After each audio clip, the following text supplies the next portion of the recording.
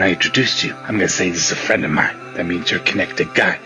Now, if I said instead, this is a friend of ours, that would mean you a main guy. Capiche? Now I can hear you. I can hear. Can you hear me? Yeah, can you hear me? Yeah, there we go. Yeah. Nice. Look at us figuring it out. Yeah, holy shit.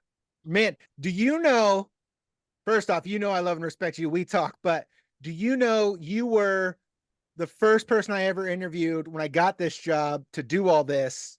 And when I had hit you up on Instagram, you were like, yeah, fuck it, let's do it. And so you helped me break ground doing this, and I love and respect you for that. Thank you. No, dude, absolutely. I love your content, and I'm happy we had the opportunity to talk, and I'm happy we're getting to do it again. Yeah, Ed makes fun of me because you, Andy, Derek, and Leighton, he calls all you guys my man crushes, and I'm like, yeah, every one of them, and they're my four horsemen, and I don't care where they go and fight, whether it's for us, wherever. I will watch, and I'll always love and respect those guys because it was the four you guys when I was trying to figure out what I was doing.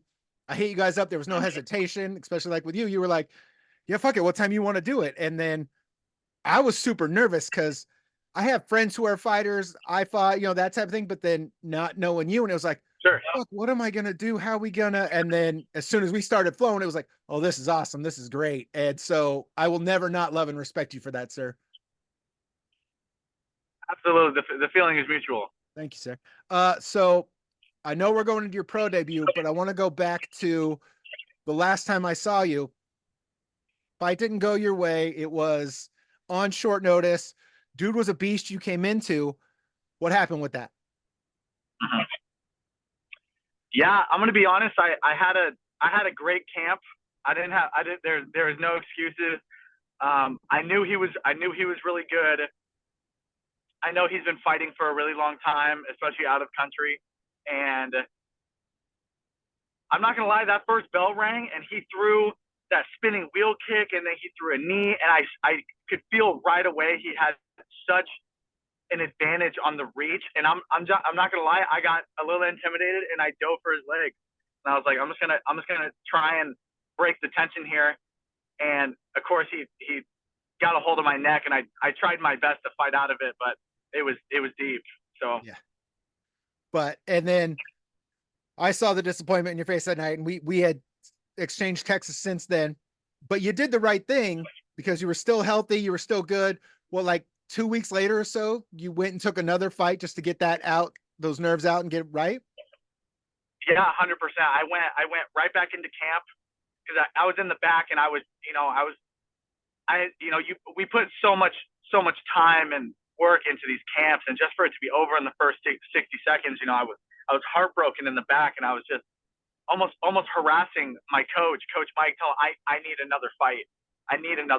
And we found something, and I ended up fighting a little over a month later, and I ended up submitting this guy in the first 60 seconds, almost in the exact same way. It was unbelievable. I couldn't believe it shaked out to be like that. And then I know after that you went, I might have been for the same organization, but where did you fight to become their champion? Yeah, so I fought for Brian Johnson's promotion, where I was my quick rebound, and then I turned around and fought for a title at the Fight Quest. That's right. Where it was kind of like an in-house deal. But we ended up the management team ended up flying out. They didn't fly them out, but we had like 5 or 6 guys from Hawaii fly out to fill this card, and I ended up fighting an amateur champion from Hawaii, a 155er, and we had a 5-round battle that I was able to get the nod on. And so then after that, you got the call, you sat down with the team, you decided to go pro. Was it a purpose thing to do your pro debut at Coga? Was that a thing for you? I'm sorry, say that again? So you had that fight, and then I know like you sit down with the team, the phone calls come in, you decide to go pro. You only have the one loss to Jamal. He went pro. Yep. And I've talked to Joe, like, I want to see you two guys do it again somewhere. I don't care if it's in Coga, the UFC belt. I want to see you two guys do it again. because as you said, that dude's a badass. You have that chip on your shoulder of how that went. I think if you guys do it again now that you're pro, to be great. But I'm curious, now that you're pro, was it a conscious decision or was it timing that you decided to do your pro debut with Koga? I think it was a little bit of both. I obviously talked to my coach and asked them what they thought. Like, is there anything else that they want to see from me on the amateur scenes? Or is there any more experience that they think I need? And they said, honestly, aside from just like pure repetition, I've gone the distance in multiple fights. I've submitted somebody. I've TKO'd somebody. I've experienced loss. And they're really, when it comes to experience in the amateur scene, they thought that I had everything that I needed if I was confident in my abilities to go to the next level, which I really think I am. So I've been training super hard. I know that we're going 5-minute rounds, which is fantastic. I'm ready to go the extra distance, and I'm just gonna fight my fight, stick to my training. Nice. I've seen tape on the dude you're fighting. I'm hoping you have too. We've already stated I love and respect you. You're my favorite local on the scene. Like, dude, you're fighting's a beast. Oh yeah, definitely. He's definitely a worthy opponent. I got confidence this time around. I'm not scared of anything. I'm not going to back down from anything, and I'm ready to go out there and win. Good. I'm glad to hear that. All right. I don't know if you've seen how I've ended these now since we've talked, but I got 3 quick questions. When you were a little kid, what movie was on constant repeat at the house that you were always watching?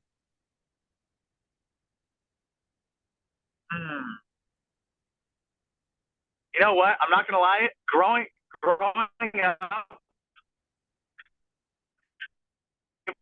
we had dude that watched like the same 15, 20 movies on for so many years. And one of the movies that I can't even tell you how many times I've seen was Shark Tale.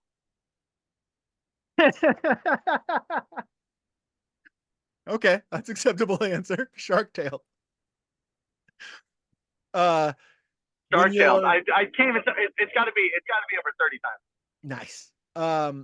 You're going through training camp, and at the beginning of training, I know it kind of tails off at the end, but when you're going through training camp, what cheat meal are you looking forward to the most that you're working towards, that like, hey, I can eat this right now? What are you looking forward to? Oh, well, every time I make weight, I gotta get me an order of mozzarella sticks and a burger. Nice. I gotta get mozzarella sticks and a burger. That's my go-to. And then I won't do the fries because I don't want to get bloated and anything, right? Competing the next day, but mozzarella sticks and a burger for sure. And last, it can be from way back, it can be now, whatever your choice is, but what professional fighter do you look up to the most, or do you compare yourself to the most?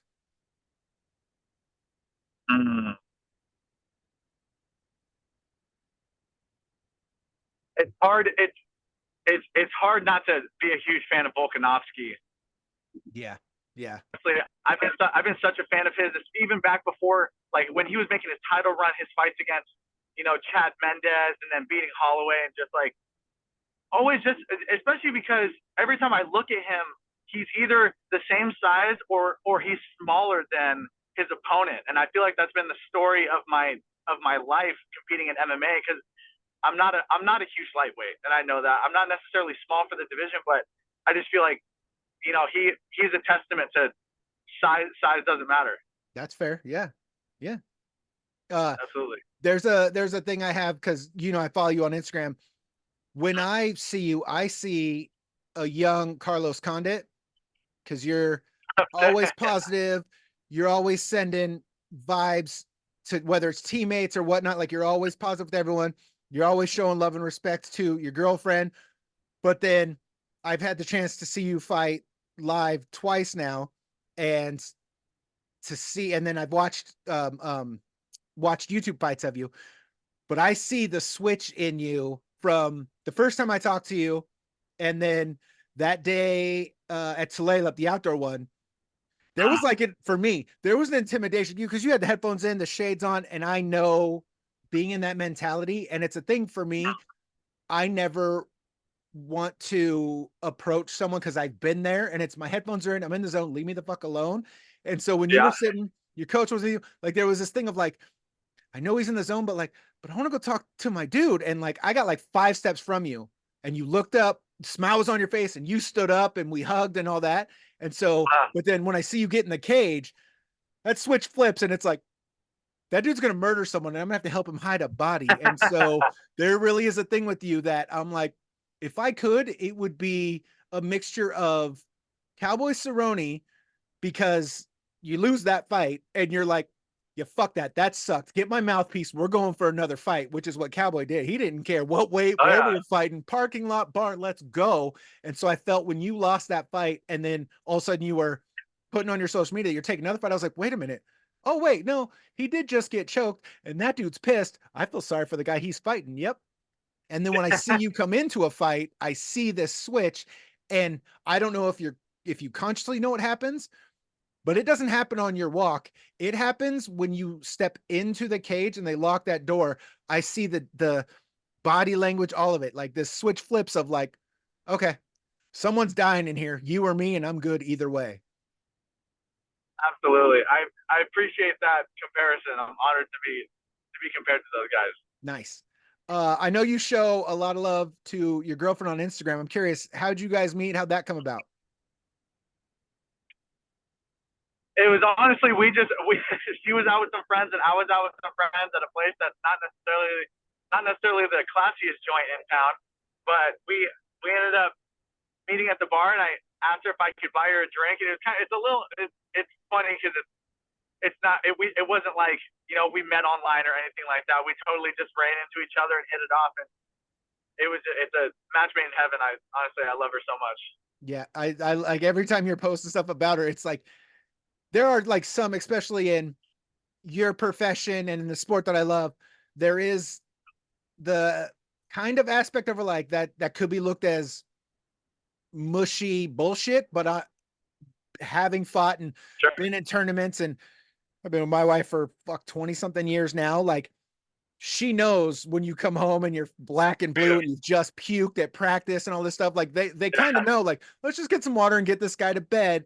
And so when you're showing her love and respect on the social media, I'm like, no, that she's going through some shit because he's going through some shit and he is just showing her love and respect. So I appreciate that you do that for her and I'm sure she loves it too, but I do love that you're always hitting up like, this is my girl, here's what we're doing. And I love her. Yeah, absolutely. Yeah. Thank you.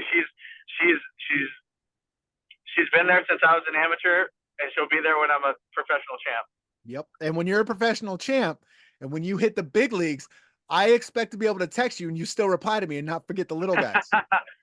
Absolutely. I could never. All right, my dude. Good luck with, I think what you're gonna do, light sparring, light training for the rest of it, but I'll see you at weigh-ins and we'll talk then.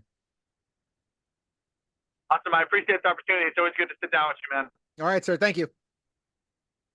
Take it easy. Once again, the show is presented by Combat Games MMA.